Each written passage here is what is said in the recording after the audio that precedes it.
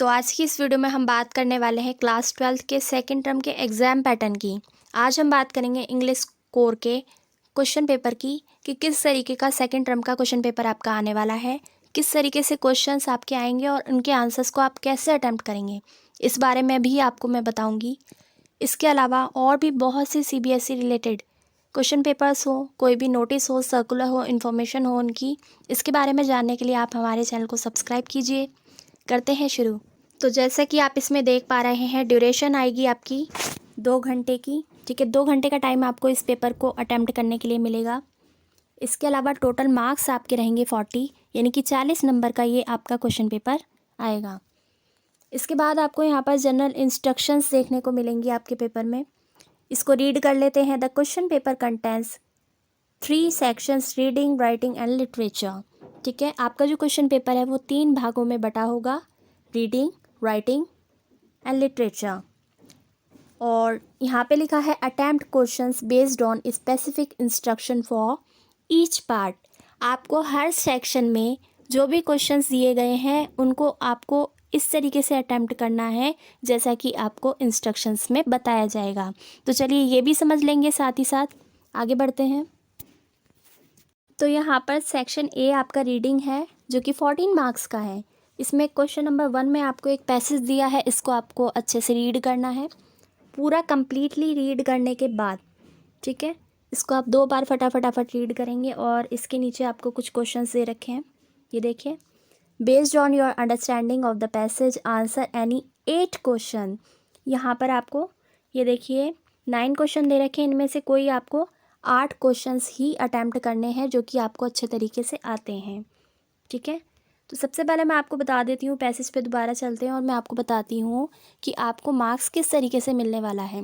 तो बेसिकली इसमें क्या होता है कि reading section focuses on a testing candidates ability to comprehend, यानी कि जो रीडिंग कॉम्प्रीहेंशन के जो मार्क्स मिलते हैं किसी भी कैंडिडेट को या स्टूडेंट को, वो इस बेस पर मिलते हैं कि आप कितने अच्छे तरीके से इसको समझ पाते हैं और उसका आंसर दे पाते हैं।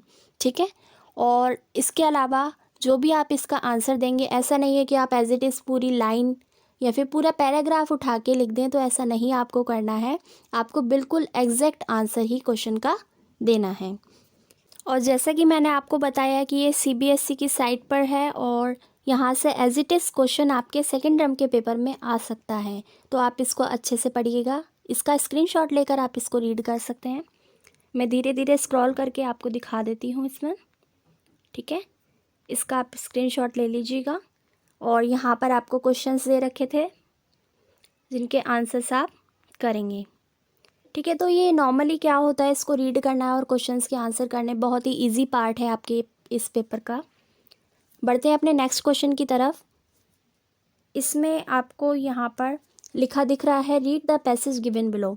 सेम यहाँ पर भी आपको एक पैसेज दिया गया है, इसको भी आपको रीड करना है अच्छे से। रीड करने के बाद नीचे आपको कुछ और क्वेश्चंस भी दे रखे हैं, ये देखिए, आप अच्छे से देख लीजिए इसको। यहाँ based on your understanding of the passage answer any 6 out of 7 question given below, यानी कि इन 7 क्वेश्चन में से आपको कोई 6 क्वेश्चन करने हैं। आप उन्हीं क्वेश्चंस को अटैम्प्ट करें जो आपको अच्छी तरीके से समझ में आए हैं। ठीक है, और हर क्वेश्चन का यहाँ पर आपको 1-1 मार्क्स मिलने वाला है।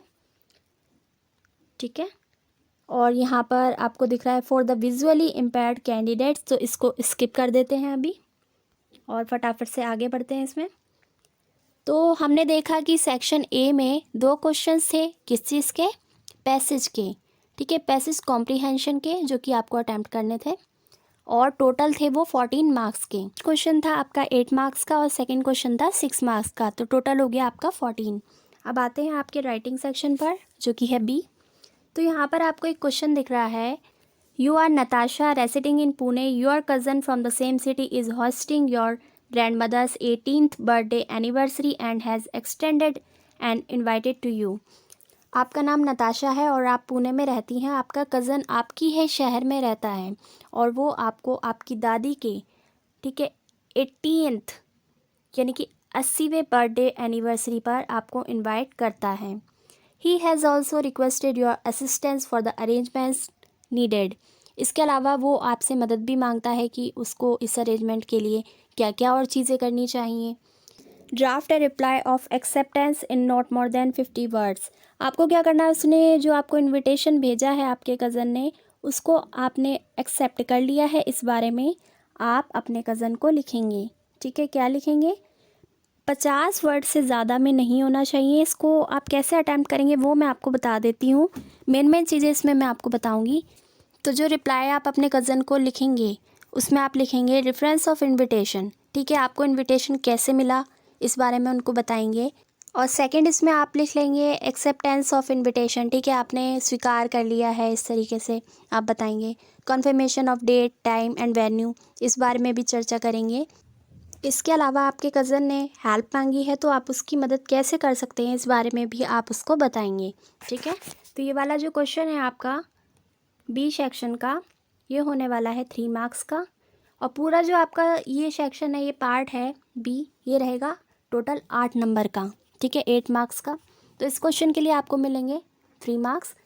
बढ़ते हैं अपने नेक्स्ट क्वेश्चन की तरफ। Question number 4, attempt any one from A and B. यहाँ पर आपको ए और बी में से कोई एक ही आपको अटेम्प्ट करना है। तो देख लेते हैं ए क्या है। ये यू आर शांतनु। यहाँ पर भी आपको एक कंडीशन दे दी गई है कि आप शांतनु हैं, रेसिडिंग एट घर B94 बाली मेला रोड और Malkangiri. You come across the following classified advertisement in a local daily. Write a letter in about 120 to 150 words applying for the position of a volunteer for the Each One Teach One campaign. यहाँ पर आपका नाम शांतनु है और आप बाली मेला road पर रहते हैं। ठीक है, आपको एक लेटर लिखना है। आप अप्लाई करना चाहते हैं किस लिए? For the position of a volunteer के लिए। एक कैंपेन चलाया गया है ईच वन टीच वन, यानी कि हर एक को पढ़ाना है। ठीक है, ऐसा कोई कैंपेन है जिसके लिए आप वॉलंटियर का काम करना चाहते हैं, उनकी मदद करना चाहते हैं। तो इसको आपको अप्लाई करना है एक लेटर लिखकर। अब इसमें आपको क्या क्या चीज़ें शामिल करनी चाहिए इस बारे में मैं आपको बता देती हूँ। देखिए, बहुत ही ध्यान से देखिएगा, हो सकता है सेम क्वेश्चन आपका फाइनल एग्ज़ाम में आ जाए। तो इस लेटर में क्या क्या मेन चीज़ें होनी चाहिए वो मैं आपको बता देती हूँ। रेफरेंस टू द एडवर्टाइजमेंट, आपको बताना है कि आपको कहाँ से रेफरेंस मिला, जो एडवर्टाइजमेंट था इस चीज़ का वो कहाँ से मिला। इसके बाद इसमें आप बता सकते हैं conveying suitability for the position. ठीक है, किस पोजीशन पर आप काम करना चाहते हैं इस कैंपेन में। सबमिशन ऑफ एप्लीकेशन, रिज्यूम और बायोडाटा लगा सकते हैं, अपनी प्रोफाइल लगा सकते हैं। एजुकेशनल क्वालिफ़िकेशन आपको इसमें मेंशन करनी पड़ेगी। और इसके अलावा एनी अदर इन्फॉर्मेशन हो तो आप उसको भी इसमें ऐड कर सकते हैं।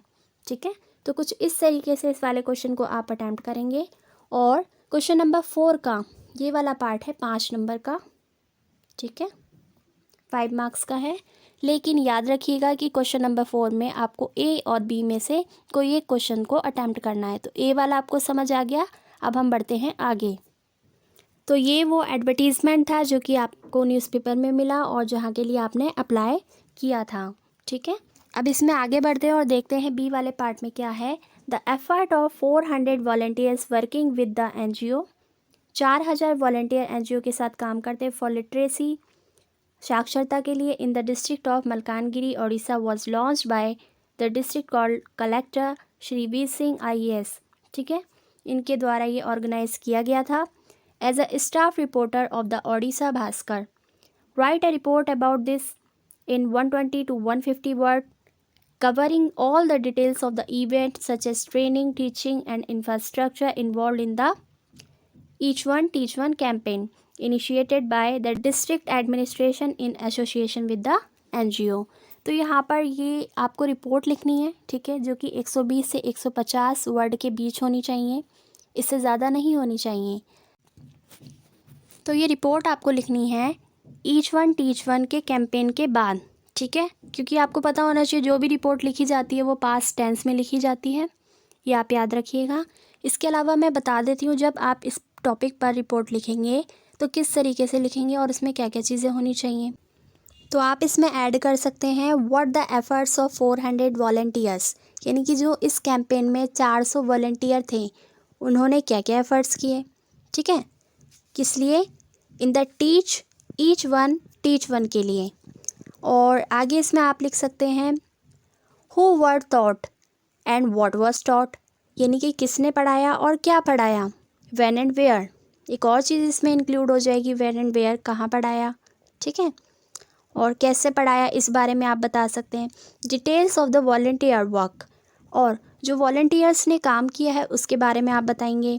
इसके अलावा training received by the volunteers, यानी कि वॉलंटियर्स को जो ट्रेनिंग दी गई थी उसके बारे में भी आप इसमें मेंशन कर सकते हैं। इसके अलावा जो भी वहाँ का इंफ्रास्ट्रक्चर था, क्लासरूम हो, ब्लैक बोर्ड हो, या फिर एनी अदर वैलिड इन्फॉर्मेशन, तो आप इसमें ऐड कर सकते हैं। बस आप ये ध्यान रखिएगा कि ये पास्ट टेंस में करेंगे। और मैं आपको दिखा दूँ कि आपका जो ये वाला क्वेश्चन था, क्वेश्चन नंबर 4, इसके मार्क्स आपको मिलने वाले थे 5। इन दोनों में से कोई एक आपको अटैम्प्ट करना था। आगे बढ़ेंगे इसमें। अब आते हैं क्वेश्चन नंबर 5 पर। यहाँ पर attempt any 5 of the 6 questions given below within 40 word each. तो आपको एक इम्पॉर्टेंट बात मैं यहाँ पर बता दूँ कि लिटरेचर सेक्शन है आपका सी, ठीक है, जो कि टोटल 18 मार्क्स का रहेगा, 18 नंबर का। इसमें से आपको 6 क्वेश्चन में से कोई 5 क्वेश्चंस को अटैम्प्ट करना है। तो ये आपके बुक से रिलेटेड रहेंगे। आपके जो भी चैप्टर्स हैं आपकी बुक में, उनको आपको अच्छे से रीड करना है, पढ़ना है। और जो भी इंपॉर्टेंट क्वेश्चंस आपसे पूछे जाते हैं उनका वीडियो मैं आपको इस चैनल पर प्रोवाइड करवा दूंगी अलग से, इंपॉर्टेंट क्वेश्चंस का, ठीक है। तो इस तरीके से आप इनके आंसर अटैम्प्ट करेंगे। इनका आप स्क्रीनशॉट ले लीजिएगा, हो सकता है इनमें से कोई इंपॉर्टेंट क्वेश्चन आपके फाइनल एग्ज़ाम में आ जाए। आगे बढ़ते हैं इसमें। तो ये है इसके 6 क्वेश्चन, ठीक है। अब आते हैं आज के इस क्वेश्चन पेपर के लास्ट क्वेश्चन पर।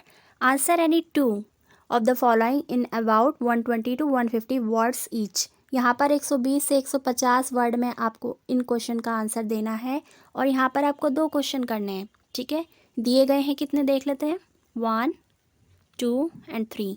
दिए गए हैं आपको 3 क्वेश्चन, ठीक है। और आपको करना है सिर्फ 2 क्वेश्चन को अटैम्प्ट। और हर क्वेश्चन के लिए आपको यहाँ पर मिलने वाले हैं टोटल 4 मार्क्स। तो ये देख लीजिए आप अच्छे तरीके से। मैं एक बार और आपको स्टार्टिंग से लास्ट तक फिर से ये वाला क्वेश्चन पेपर दिखा देती हूँ। ये देखिए,